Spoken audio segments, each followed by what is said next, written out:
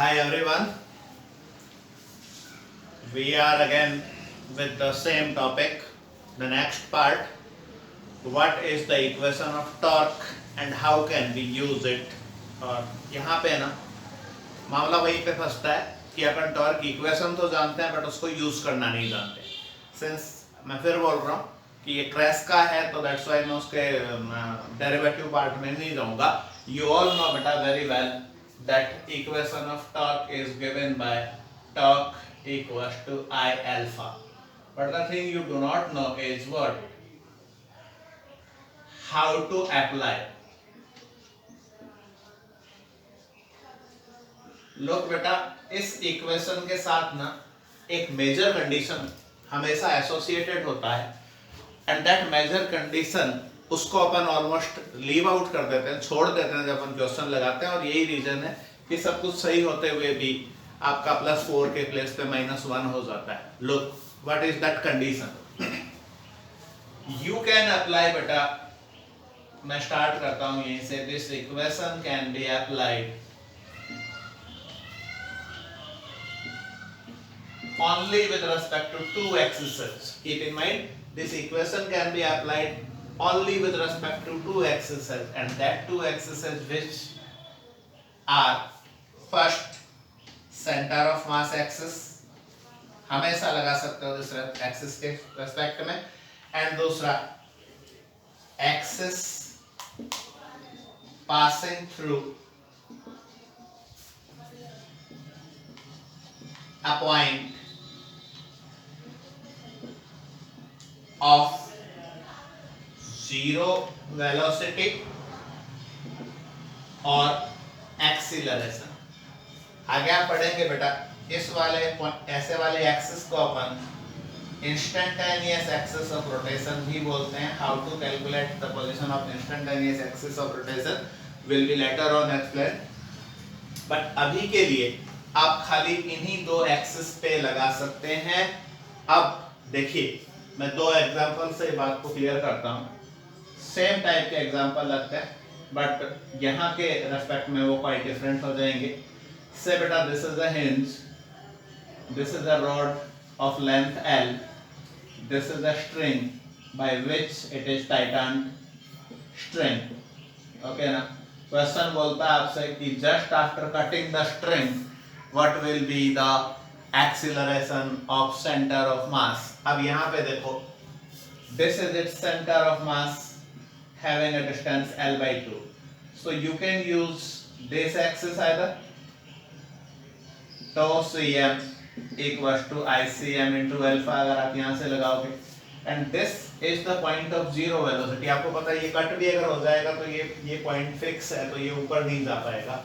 So you can use also torque equals to I alpha or torque H equals to I H alpha with respect to this axis. But यही equation अगर change हो गया और ऐसे में convert हो गया कि this is the string, this is the string and this is the rod.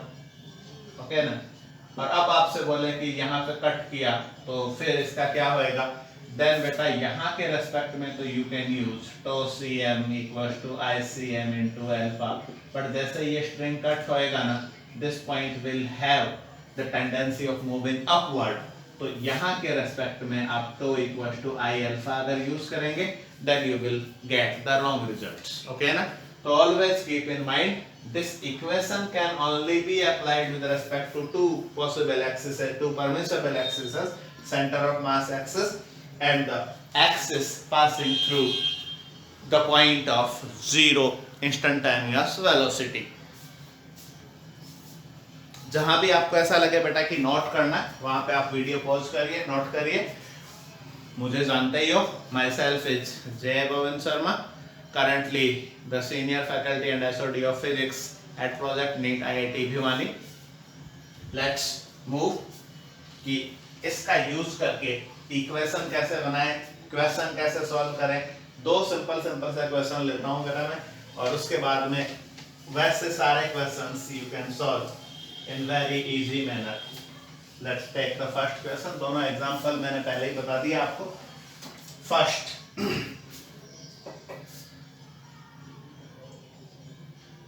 this is a hinge, this is a rod connected with a string, tension T, this is horizontal, say this is string. Question is, calculate the acceleration of center of mass and normal reaction at H hinge just after cutting the string. तो this is the question. Now look, string को मैंने cut किया तो यहाँ पे force काम करेगा mg at a distance l/2. String पे एक नॉर्मल रिएक्शन फोर्स काम करेगा अपवर्ड. सपोज कर लो कि इधर भी एक फोर्स काम कर रहा है n2. तो मैंने बताया था तीन बातें, horizontal, vertical and torque. Okay ना. तो इस वाले केस में फर्स्ट सपोज कर लो इसका सेंटर ऑफ मास का एक्सीलरेशन इज acm. तो इन वर्टिकल डायरेक्शन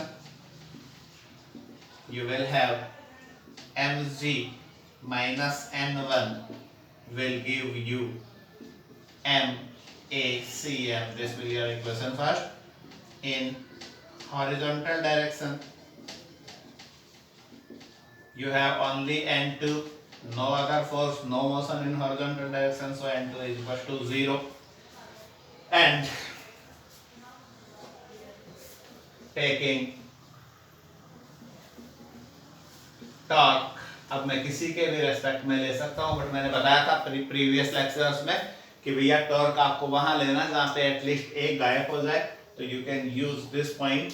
तो taking torque about h, what I will have beta, only one force is making the torque, which is mg. तो torque equals to I h alpha equals to your mg into l/2. Now IH जानते हो road का उसके and के respect में it is ml²/3 into alpha equals to mg l/2. By solving it you will have alpha equals to 3g over 2l. This is the value of angular acceleration. Now you know the relation A equals to R alpha. तो ACM अगर मैं करूंगा तो the value of R in the question it is L/2 and the value of alpha is 3g/2l. So ACM beta simply will equal to 3g/4. Okay, this is ACM in this condition. And now he is asking about the normal reaction. Only N1 है, यहाँ से calculate हो जाएगा. For normal reaction I can say mg minus n1, equation first को use कर रहा हूं मैं.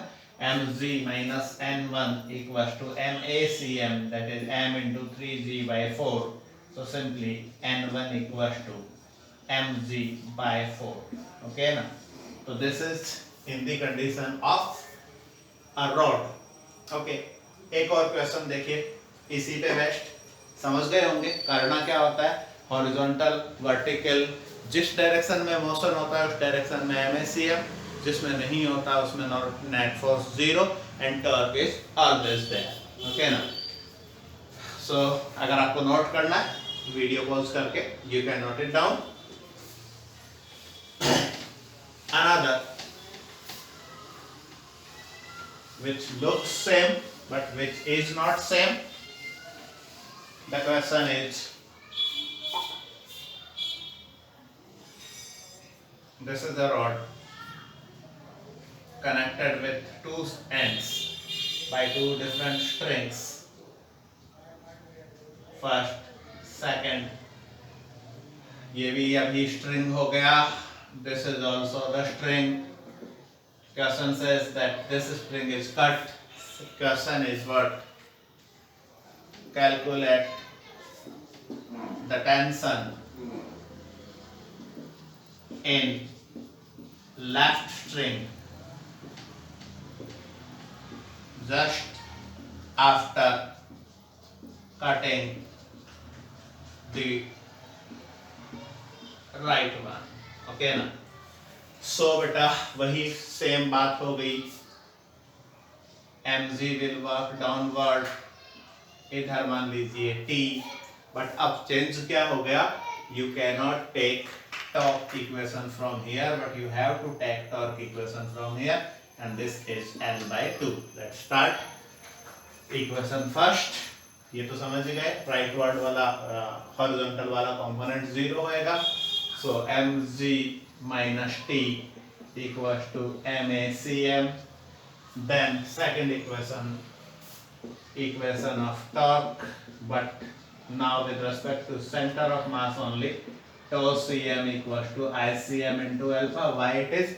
Because just after cutting it, this point has a tendency to move upward. So अपन यहाँ के respect में नहीं लगा सकते.